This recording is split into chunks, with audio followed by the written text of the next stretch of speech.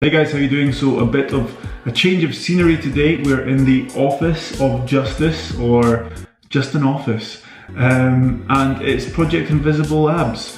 We're on week 3 and I'm going to run you through day 1 and give you a little bit of an overview as to what 8 weeks look like, and I'll give you the full 12 weeks as we get into it. Now guys, all the exercises in week 3 stay the same. In week 2, all you're doing is increasing the intensity, if you can, by 2.5%. So if you did 70% on the bench press in week 1, in week 2 you're going for 72.5% for 3 sets of 8, which should be pretty manageable. Now to start off the session, we've got assisted CMJs as we had last time, and we've got these drop-in lateral bounds as we had last time. Same sets and reps, you're just looking for quality there, being quick off the ground and jumping as high as you can on the assisted CMJs, and really dropping down and being as forceful as you can on those lateral bounds. So the trap bar deadlift, because it's week 3, you're now going for 4 sets of 5 reps at 80% of your 1RM. And the same thing is true for the RDL. You're going 4 sets, 5 reps at 80% of your 1RM. Remember, prescribing loads is just a guide, especially if we're going off your 1RM, which can fluctuate from day to day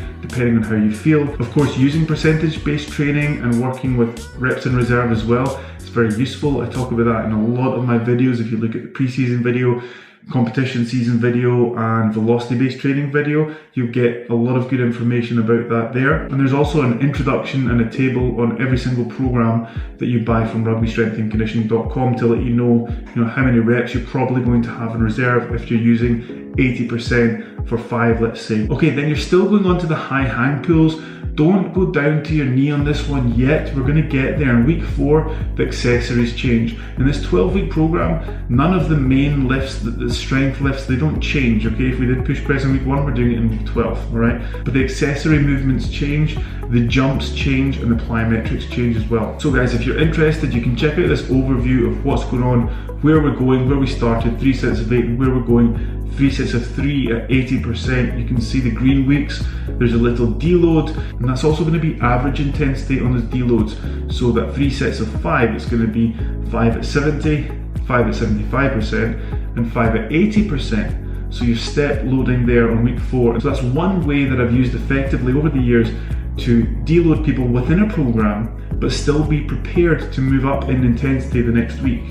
What we don't want to do is completely pull back off everything and then come in the next week and have a huge spike, right? There are times where you need to completely unload, and that's absolutely fine, but obviously this is a 12-week block and 12 weeks that we're working on here, or what I'm working on, so I don't want to completely unload. That's going to come in week 13. So it's just enough to take a half step back, if you like, but be ready to take 4 steps going forward. These are obviously the main lifts. This is how I'm doing, this is what I'm progressing. You'll notice the prescription on the push press is less than the bench press.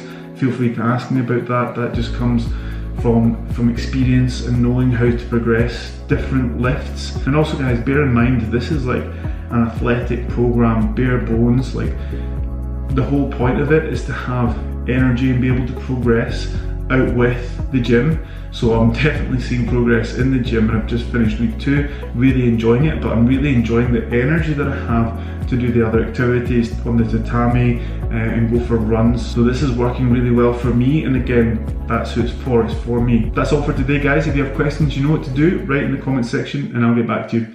Cheers, see you in the next one.